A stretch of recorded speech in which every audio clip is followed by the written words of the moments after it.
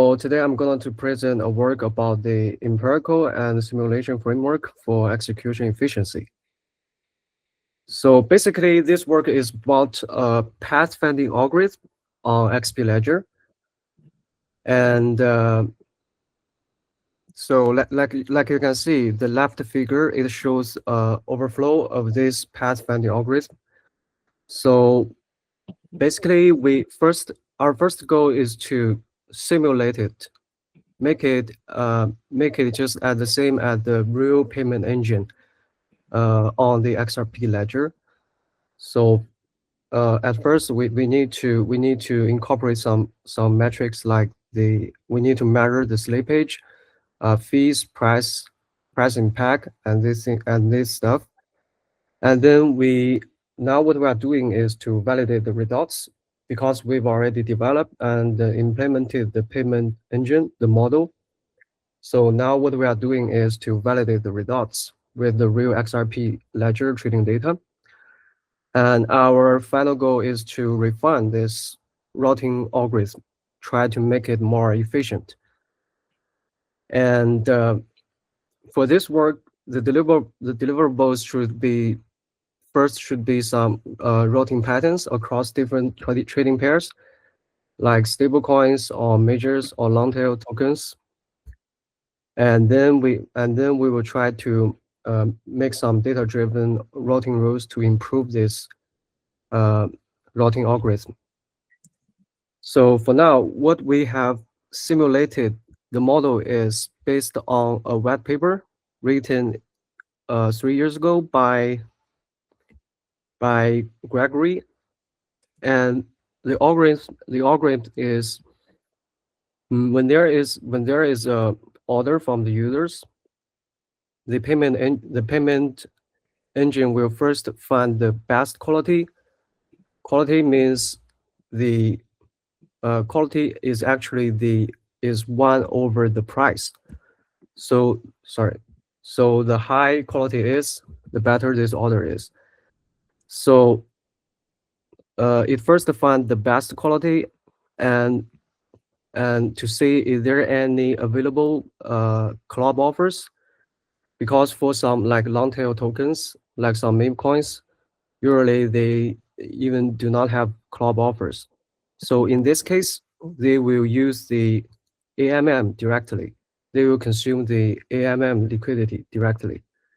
If there is any CLOB offers, then this model will compare the quality between the AMM and CLOB. If AMM is better, it will consume the AMM liquidity first. Otherwise, it will use CLOB offers. And after consume the liquidity of this quality level, it will check if there any more liquidity is needed. So if yes, it will keep going to find the next best quality, and then go over and go over again until there is no liquidity is needed. So this is basically what the path-finding algorithm, what the model is. So now let's directly see some simulation results. Now we've implemented the model and got some simulation results for single transaction. Like here, I present the results for a single transaction, which is a CLOB and AMM transaction, which means in this transaction, it both consume the offers from CLOB orders and also from AMM. So like in this case, it's RLUSD and XRP token pair. Direction is XRP to RUSD. And the user requests to get XRP, 25K XRP, and requests to pay 48K RUSD. And now we can see in table 1. Table 1 shows the real trajectory, which is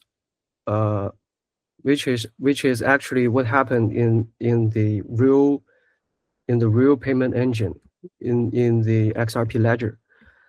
And we can see that it consumed 13 CLOB offers and only 1 AMM offer. node tab means deleted node means this CLOB offer has been consumed at all. There's nothing left in this offer. Modified node means this offer has not been consumed because it is AMM, so there is always some liquidity in the pool. And so this CLOB offer ID means the unique ID for this CLOB offer. And the alt means the output amount and input amount. And this metric is average quality, which is out over in. So it is, so for the price is in over out, but for quality, it is out over in. And yeah, and table 2 is the results from our model. We can see it also consumes 13 CLOB offers, but the difference is it consumes 3 AMM segments. Sorry.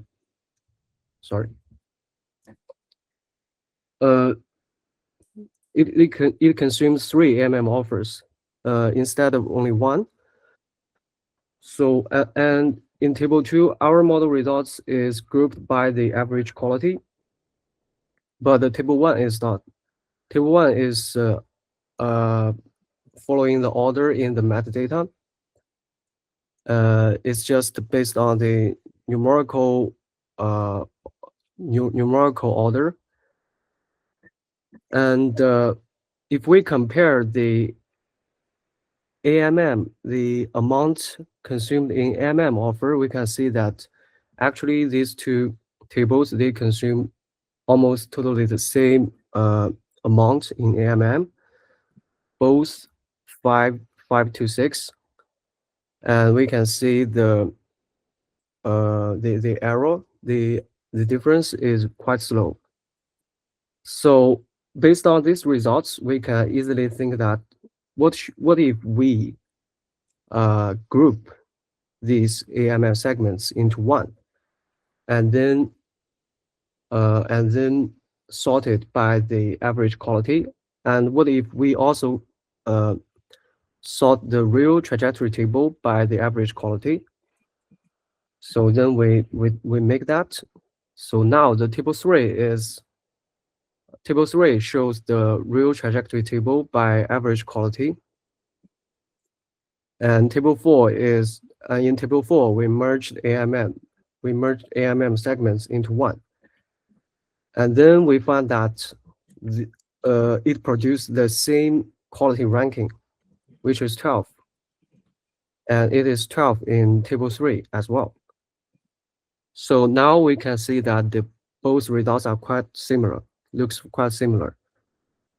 And then we we think that why the real trajectory table, they only consume AMM once. So maybe they merge AMM segments, maybe for some reasons, like to reduce the overhead, like to reduce the transaction fees. So yeah, this is what we got for now. And of course, for now, the model we have implemented still have some limitations. The first one is the current limitation only supports single token pair routing, which means like in the case we use RLUSD and the XRP, this token pair, but in the real execution payment engine, maybe they will also compare other results. Maybe they will also compare the results from other token pairs.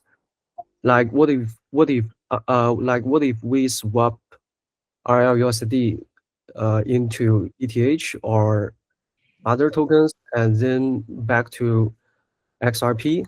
Could that be even cheaper? So this is what we haven't done in this work. So in future, we need to extend to cross-pair and multi-path routing. And also another limitation is now the liquidity is treated as static with no updates during execution. So in future, we also need to add some dynamic liquidity updates as trades consume the book, the CLOB and AMM pools. Yeah, that's all for today's presentation. Any question? Perhaps I can add also a little bit of background to those who are not familiar with this, because the on Ripple's and XRP ledger, which is separate. On the XRP ledger, we always have decentralized exchanges, and they're by design they're order book based. And recently, XRP ledger has implemented also automated market maker on the XRP ledger. But when we are doing from the user side, when a user is doing a trade, of course, all the user cares is that when I input 1 unit of token, I want to get max output. I don't really care whether I'm going through AMM or CLOB. Hence, there's routing algorithm there to route through various liquidity pools to try to give the user the max quantity, the best output. Here we define as kind of trade quality, which is the ratio between the output and input. Correct? Yes, it is correct. So what we've been doing so far within the last couple of months is to try to understand clearly and replicate the existing algorithm and try to put it, translate the language into Python so that we can simulate in different scenarios and do it as high fidelity as possible. And we have achieved that, as you have seen, the difference between the modeling result and the empirical data that we fetched from on-chain is only 0.0000 something percent. So it's completely negligible. So we have achieved that. I guess I actually do have a question. Hanze, in your future work, you were saying that we need to also consider multi-pair routing. So basically, instead of looking at various, if I'm trading token A to token B, instead of looking at various token A, token B pairs by different liquidity providers, you also want to look at token A to C and then C to B. Is that correct? Yes, that's correct. Because that's what happened in the real. So that's okay. So that has been implemented in real world, but in our simulation we have to consider that. No, we haven't. Okay. So the real, I guess the conclusion is that the real world implementation is already a bit more advanced. And we just need to understand more clearly how this has been achieved in our simulation work, and then just see if there's any possible improvement we can do. But so far, with the single pair routing, we can already see that it's giving us very high quality trades, right? Yeah, and I think in most cases, single token pair is actually is the best result. Yeah. Yeah.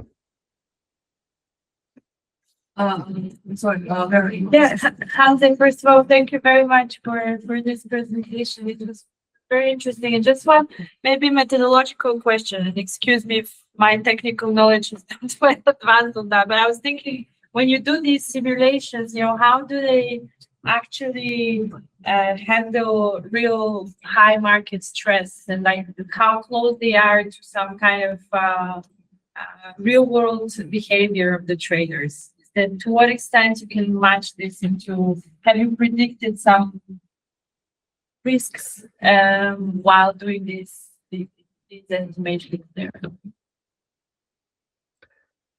No, we haven't made this part. I think for now, our work is still on the single transaction. Next step maybe is to extend it not for only one transaction, but hopefully for like 1 month and 1 year for a token pair to get the results.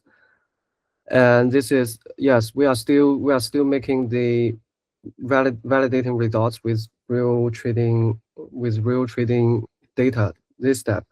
So in future, I believe we will incorporate